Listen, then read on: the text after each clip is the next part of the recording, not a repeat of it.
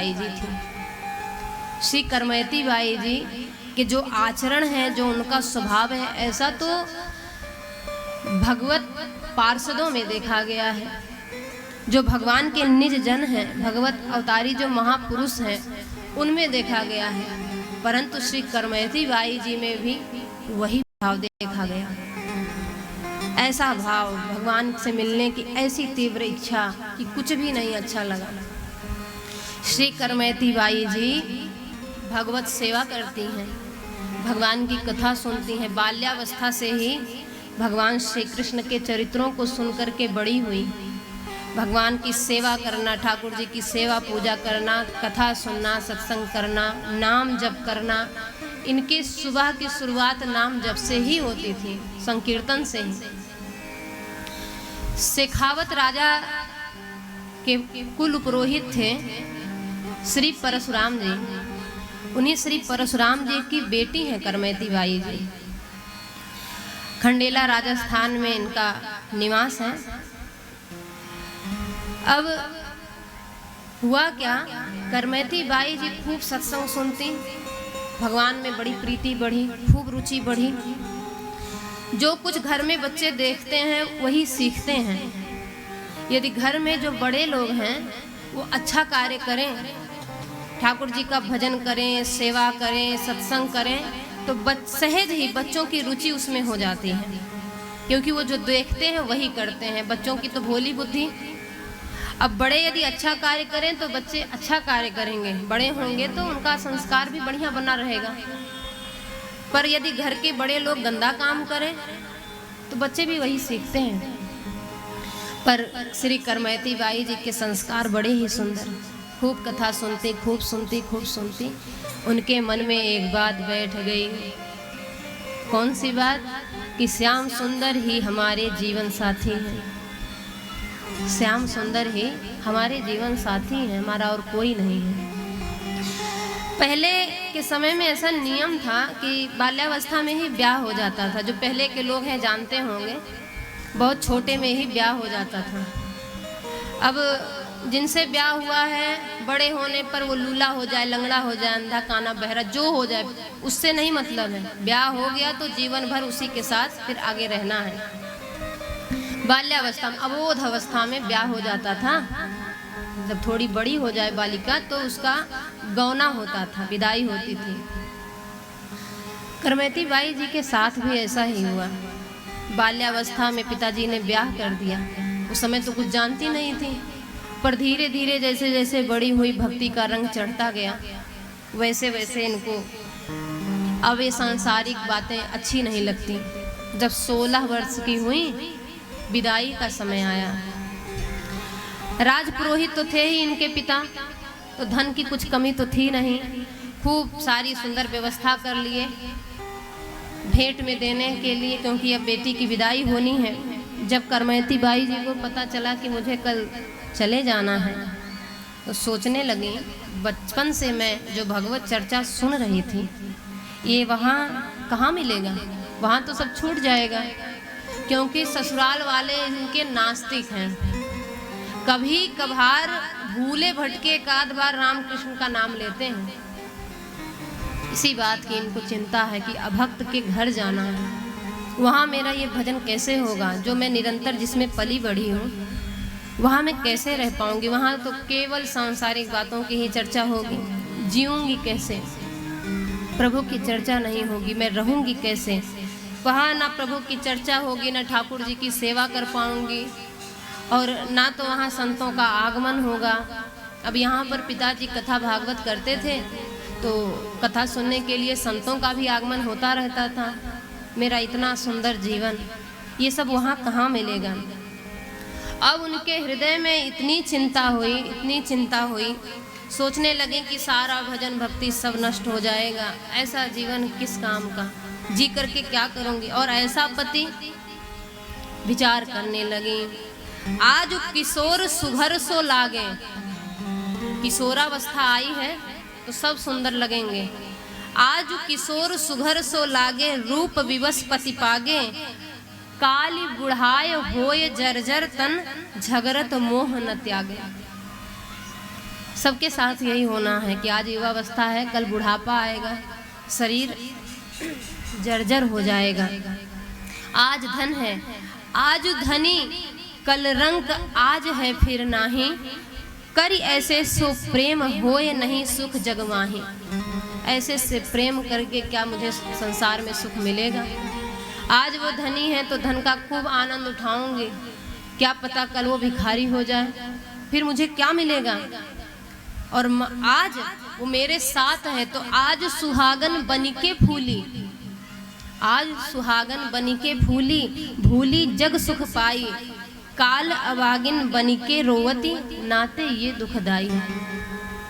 कहती आज तो हम सुहागन होंगी, बड़ी आनंदित हो रही हैं, बहुत मगन हो जाएंगी, पर क्या पता विधाता विपरीत हो जाए, अगले दिन मुझे सिर पीट पीट के रोना पड़े।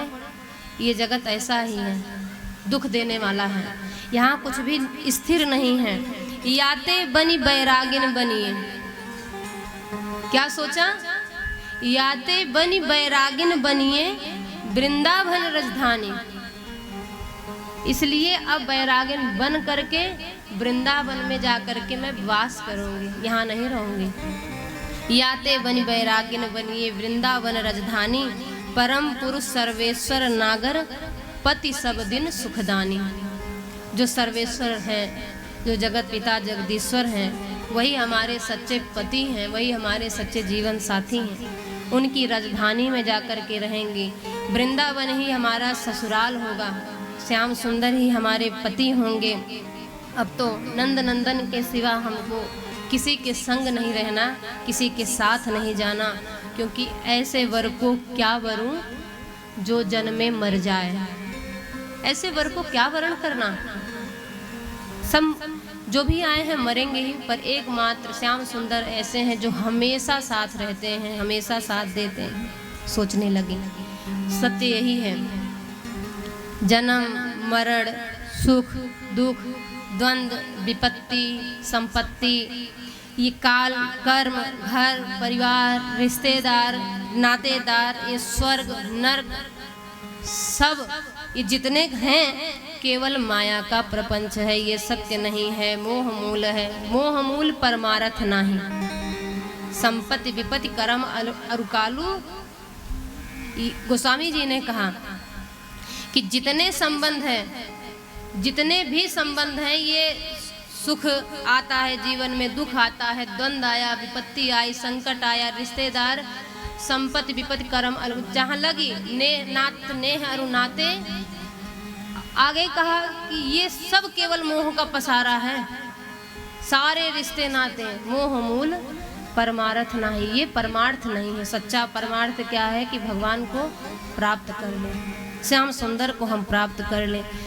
श्री करमयती बाई जी इसी सोच में पड़ गई। जब से उनको पता चला कि कल चले जाना है, सोचती रही, पूरा दिन सोचती रही। घर में सब रिश्तेदार नातेदार सब कोई आ गए, खूब भीड़ है, बड़ा शोर है, सब आनंदित है। पिताजी के तो आनंद का ठिकाना ही नहीं है। पुत्री की विदाई की सारी तैयारियां कर रहे हैं, परंतु करमयती जी के मन में बड़ा क्षोभ है, बहुत दुख है। फंसने जा रहे हैं। सुबह मुझे जाना है, कैसे जाऊंगी, कहाँ रहूंगी?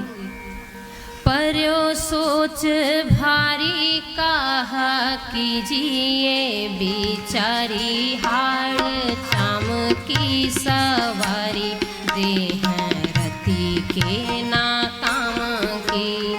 ताते देवों त्यागी मन, सोए जानी जाग करे, मिटे उर दाग एक सांची प्रीति श्याम की। लाज कौन काज जो पैसा है, ब्रज राज सूत बड़ोइया काज जो पै करे सुधी धाम की। जानी भोर गौनो होय, सानी अनुराग रंग, संग एक वही चली, भीजी मते भाम की। जानी भोर गौनो होय, सानी अनुराग रंग, संग एक वही चली।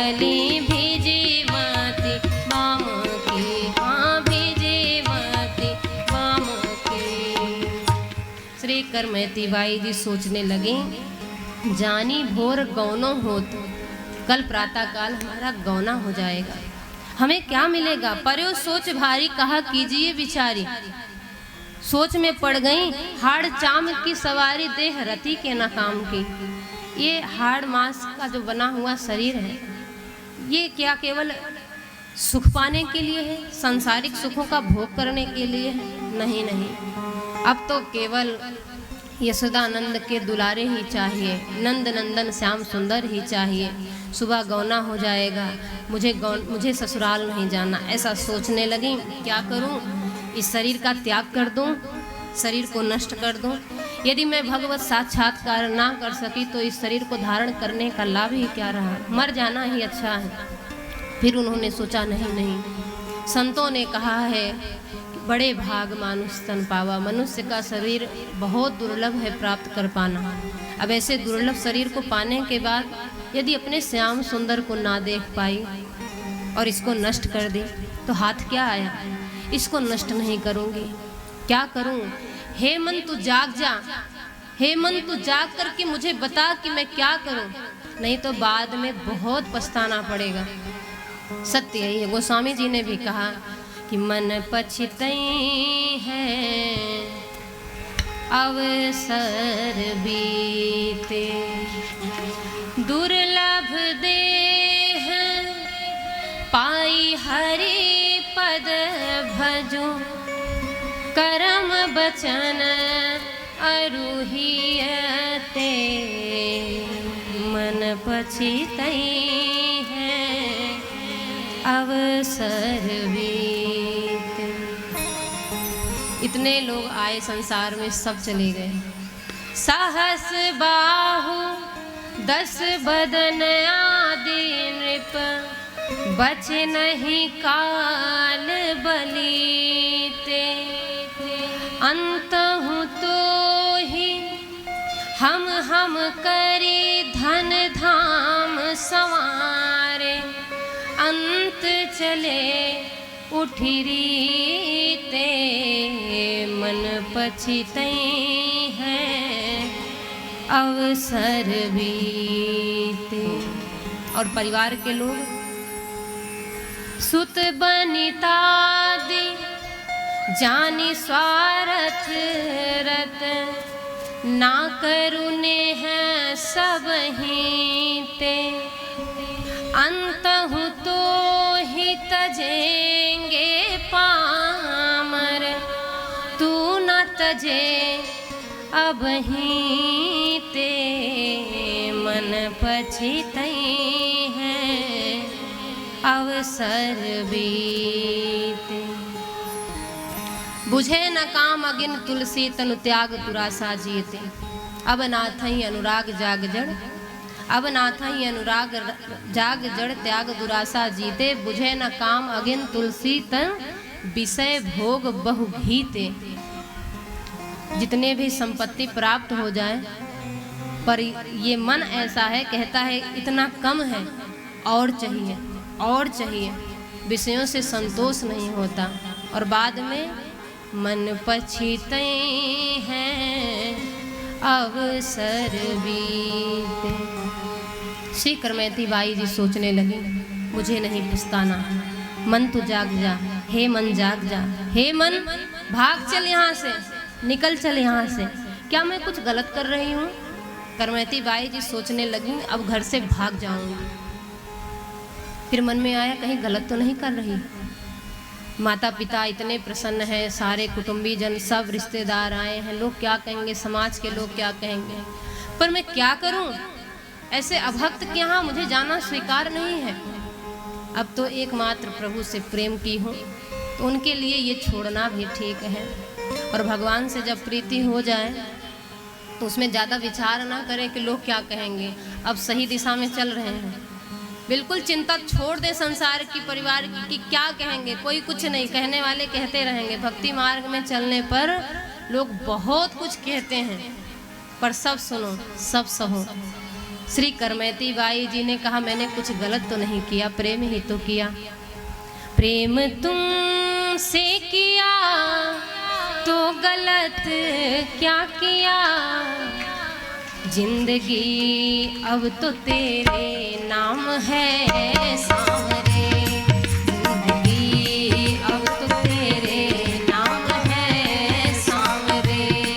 प्रेम तुमसे किया तो गलत क्या किया, प्रेम तुमसे किया तो गलत क्या किया, जिंदगी अब तो तेरे नाम है सांवरे, जिंदगी अब तो तेरे नाम है सांवरे, जिंदगी अब तो तेरे नाम है सांवरे।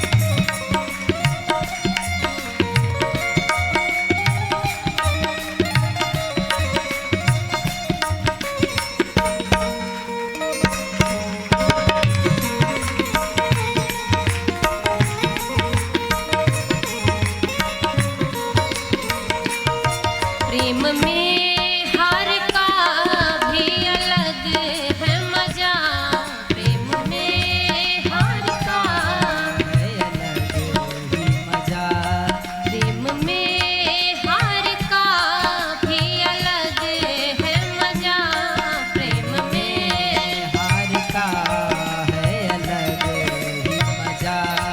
कोई समझे खुशी कोई समझे सजा, चैन भी खो दिया तो गलत क्या किया, चैन भी खो दिया तो गलत क्या किया, जिंदगी अब तो तेरे नाम है सांवरे, जिंदगी अब तो तेरे नाम है सांवरे। प्रेम तुमसे किया तो गलत क्या किया, प्रेम तुमसे किया तो गलत क्या किया, जिंदगी अब तो तेरे नाम है सांवरे, जिंदगी अब तो तेरे नाम है सांवरे।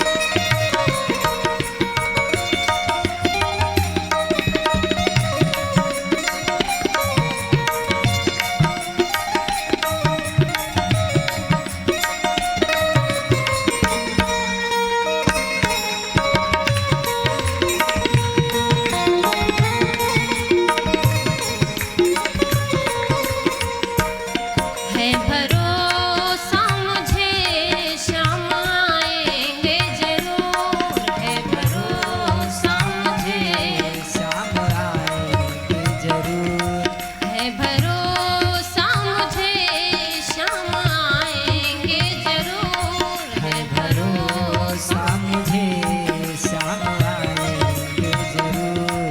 प्यार अपना वो मुझे पर लुटाए जरूर, प्यार अपना मुझ पर लुटाएंगे जरूर, ये भरोसा किया तो गलत क्या किया, ये भरोसा किया तो गलत क्या किया, जिंदगी अब तो तेरे नाम है सांवरे, जिंदगी अब तो तेरे नाम है सांवरे। प्रेम तुमसे किया तो गलत क्या किया, प्रेम तुमसे किया तो गलत क्या किया, जिंदगी अब तो तेरे नाम है सांवरे, जिंदगी अब तो तेरे नाम है सांवरे, जिंदगी अब तो तेरे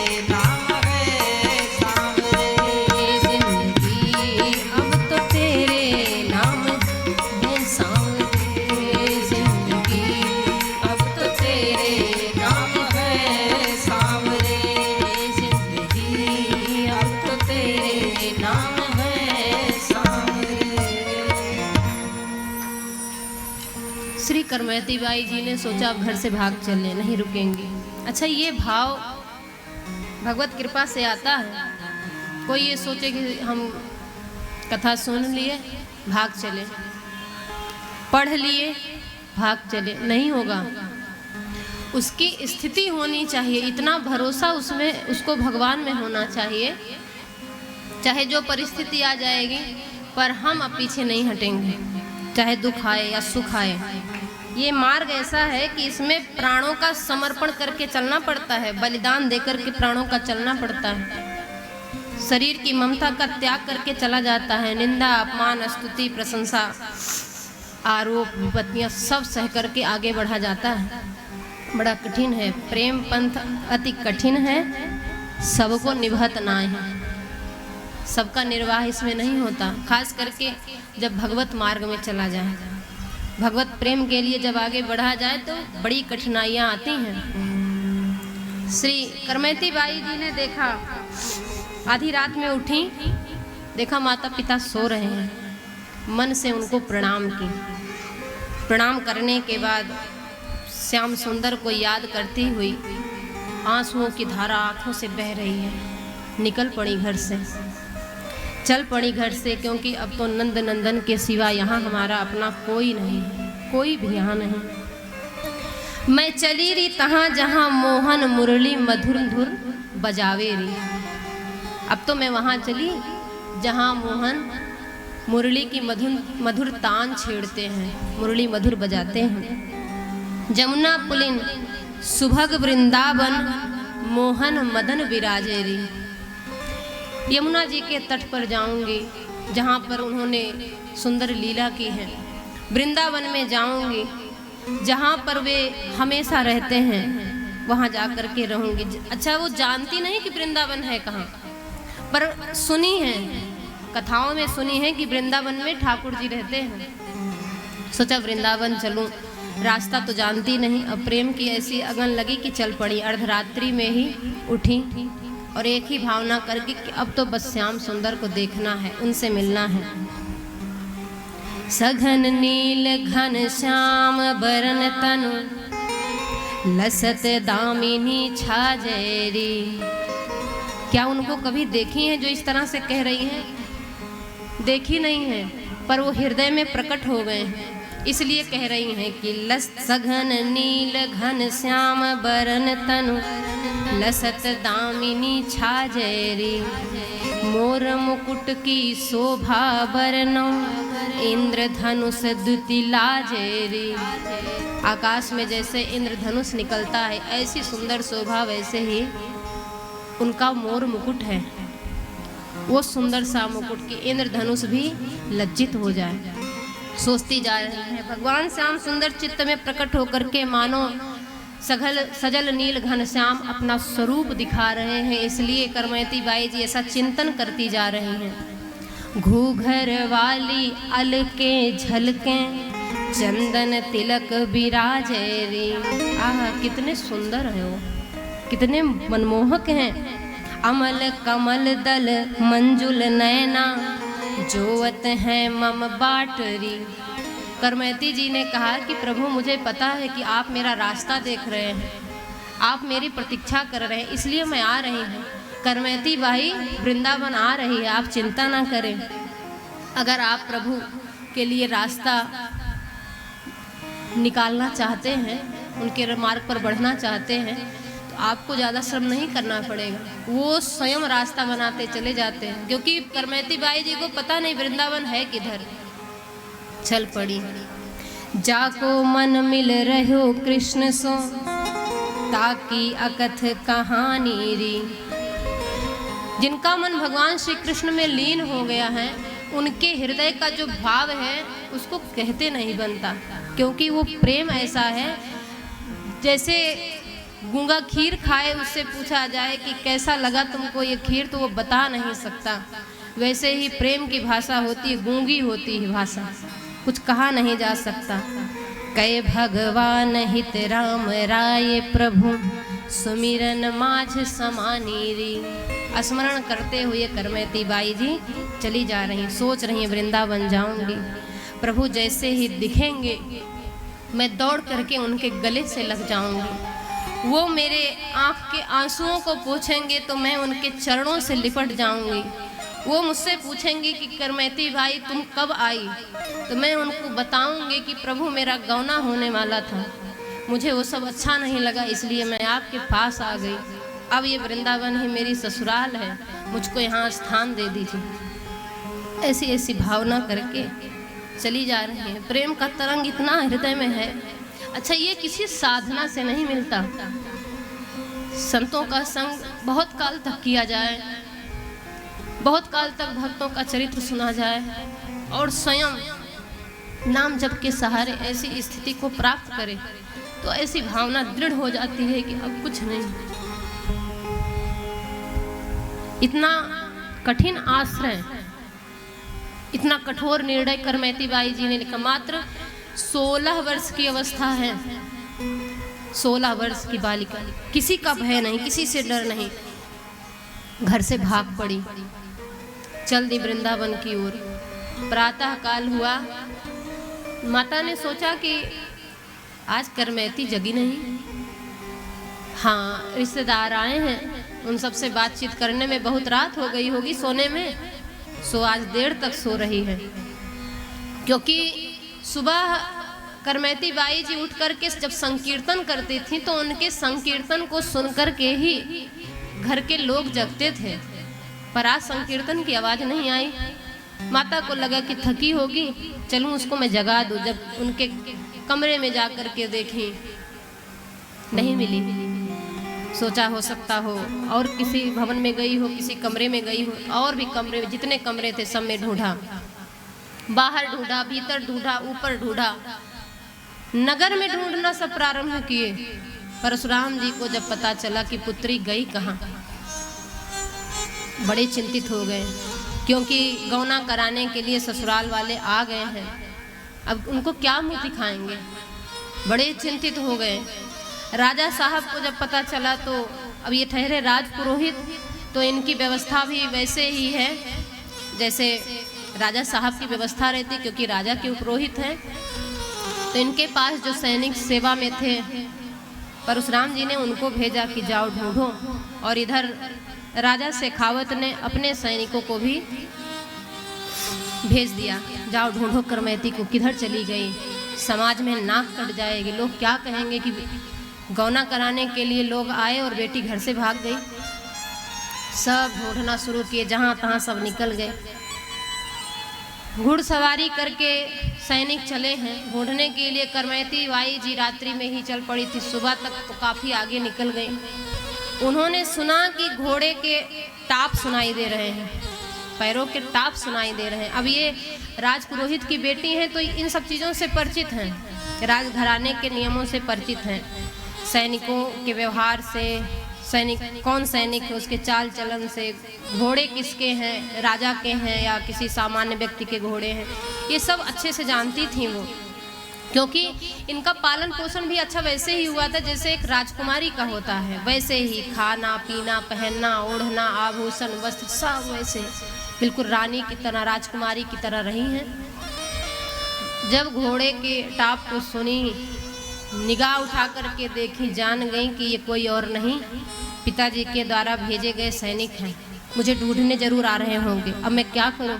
चारों ओर देख रही हैं, कहीं कुछ दिख नहीं रहा, छिपूं कहाँ?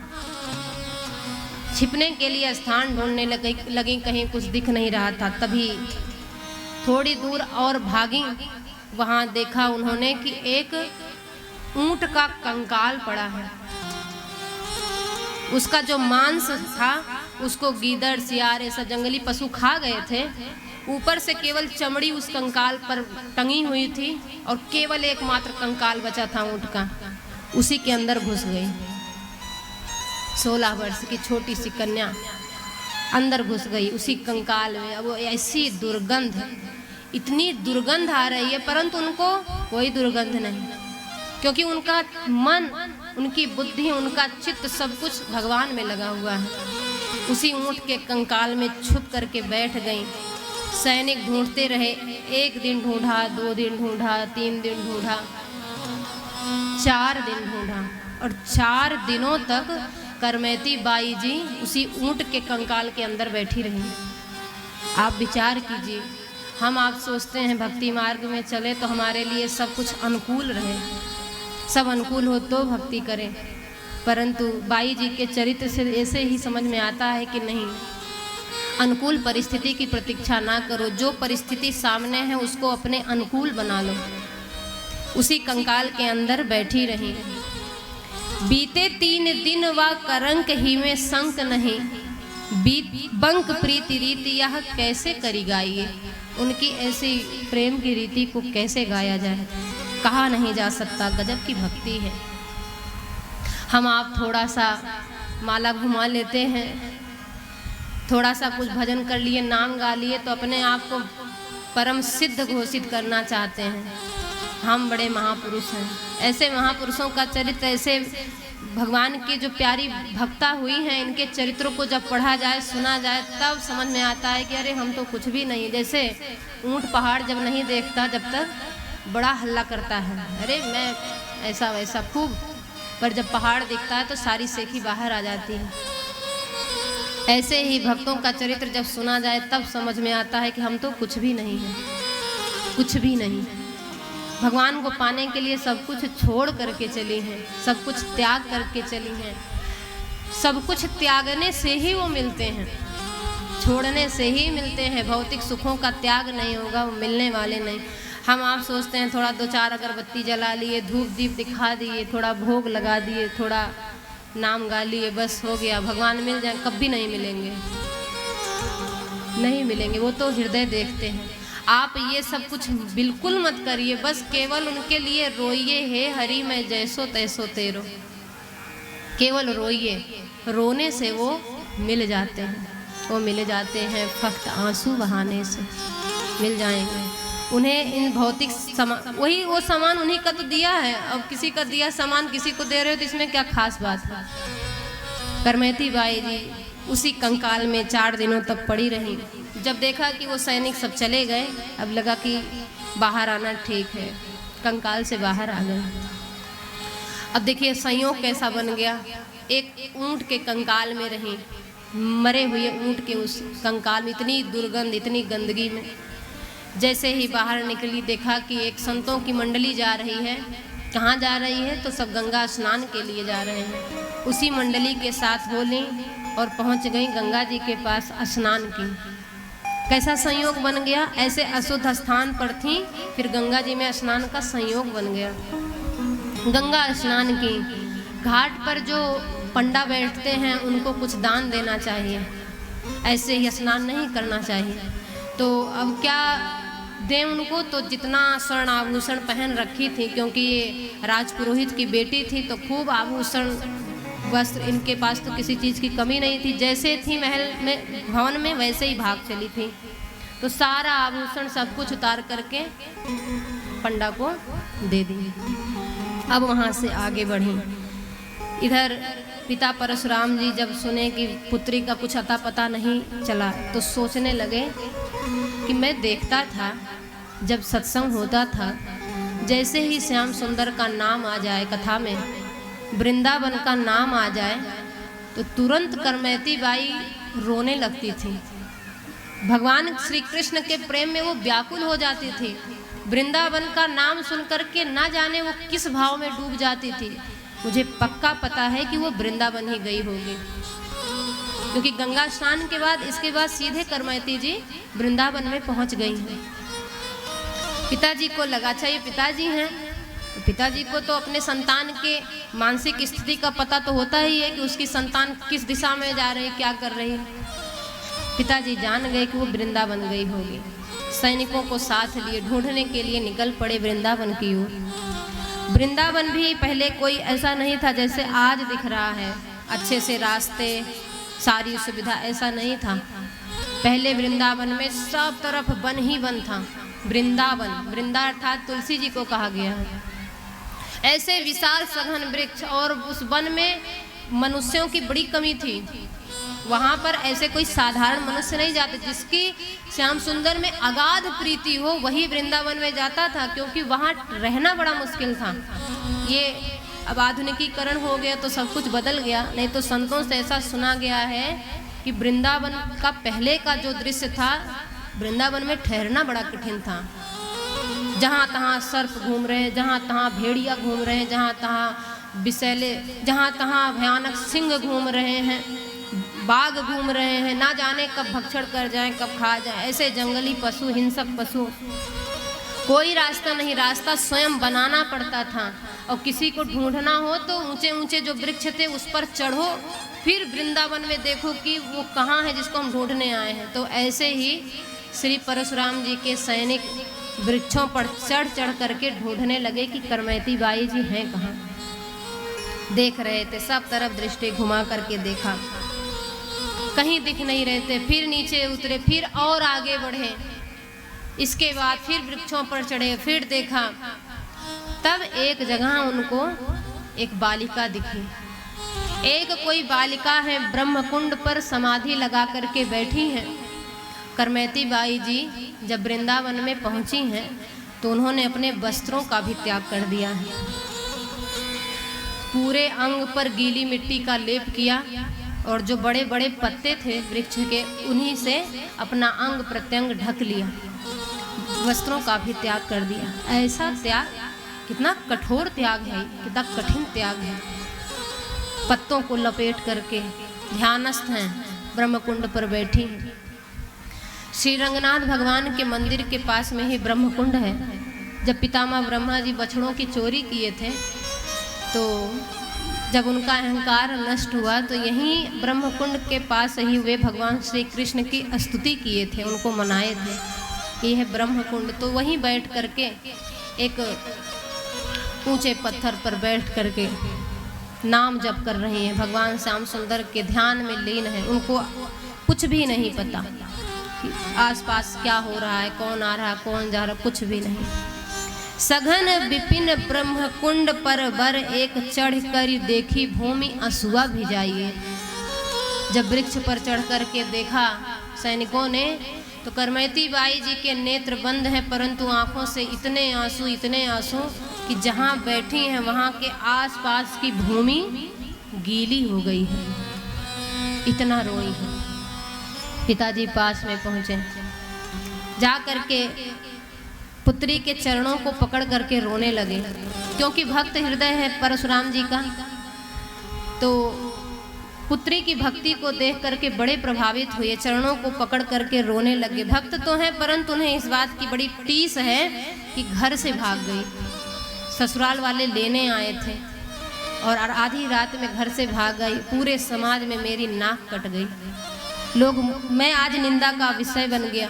लोग मेरी बुराई करते हैं कि इनकी बेटी ऐसी, करमैती बाई ऐसी।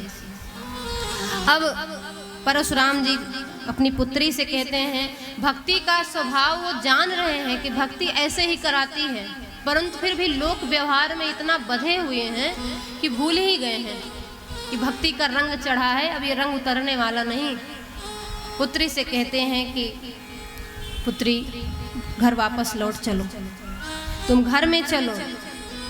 उतरी के आए रोये पाए लपटाए गयो, कटी मेरी नाक जग मुख ना दिखाई। चलो गृह करो वास लोक उपहास में, सासू घर जाओ मत सेवा चित्त लाई।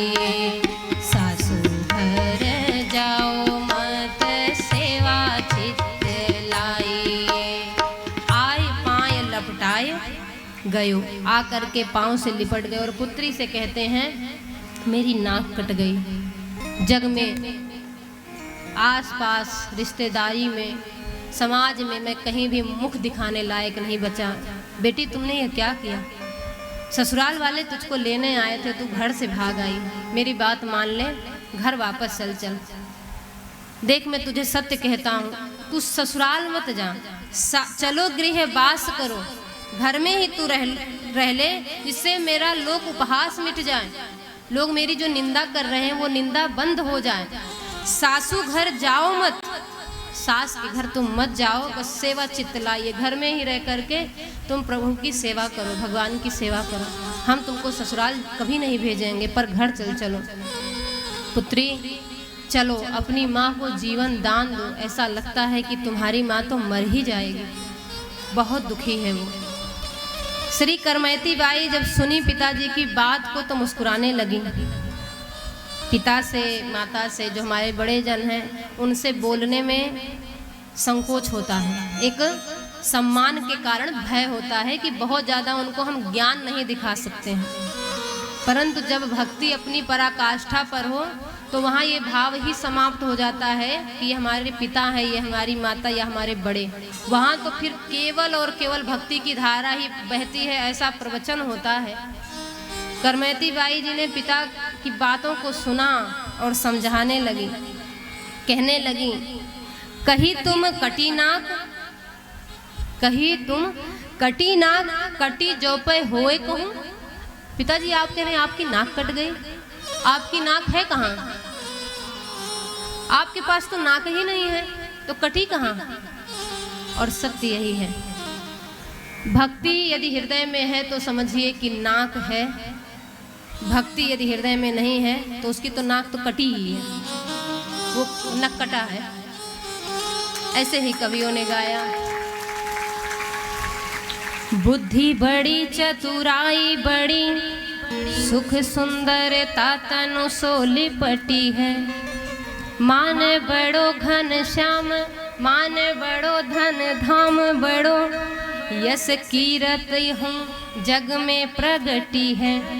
झूमत द्वार गजेंद्र हजारन, सुरेश हुते कछुनाए घटी है। तुलसी एक राम स्नेह बिना, मानो सुंदर नारी की नाक कटी है। भगवान के चरणों में यदि स्नेह नहीं है तो सुंदर नारी की मानो नाक कटी है, उसकी तो नाक ही कट गई जिसमें भक्ति नहीं है। करमैती बाई जी ने कहा आपकी नाक थी कहाँ जो कट गई? आपके पास तो नाक थी ही नहीं, भक्ति थी ही नहीं, नहीं तो आप मेरी स्थिति को समझते। मैं क्या चाहती हूँ पिताजी, आप इसको समझते, परंतु अभी भी आप भोगों में आसक्त हैं। पिताजी 50 वर्ष आपकी अवस्था हो गई, चबाए हुए को क्यों चबा रहे हैं? सांसारिक जो साधन है ये किसी का चबाया हुआ है, उसको आप चबा रहे हैं, अर्थात बार बार उसी का भोग कर रहे हैं। अवस्था ढल गई है, भगवान का भजन कीजिए, तन मन धन सब उनके लिए समर्पित कर दीजिए। करमैती बाई जी ने खूब समझाया, पिता का जो अज्ञान जनित मोह था नष्ट हो गया। रो रहे हैं, जान गए कि पुत्री वापस नहीं जाएगी। रोते हुए परशुराम जी जब वापस लौटने लगे तो करमैती बाई जी ने रोका, पिताजी एक क्षण ठहर जाइए, मैं आपको कुछ देना चाहती हूँ। ठहर गए, तब करमैती बाई जी अपने पास से एक सुंदर नील सघन घन श्याम श्याम सुंदर की मनोहर मंजुल मंगलमयी मूर्ति को पिताजी के हाथों में दी। जब यमुना स्नान करने के लिए एक दिन गई थी करमैती बाई जी, तो ये मूर्ति उनको जमुना जी के जल में मिली थी। पिताजी को देते हुए उन्होंने कहा कि ले जाइए, घर में इनको पधराइए और इनकी सेवा कीजिए। बस इसके बाद समाधि में लीन हो गई। परशुराम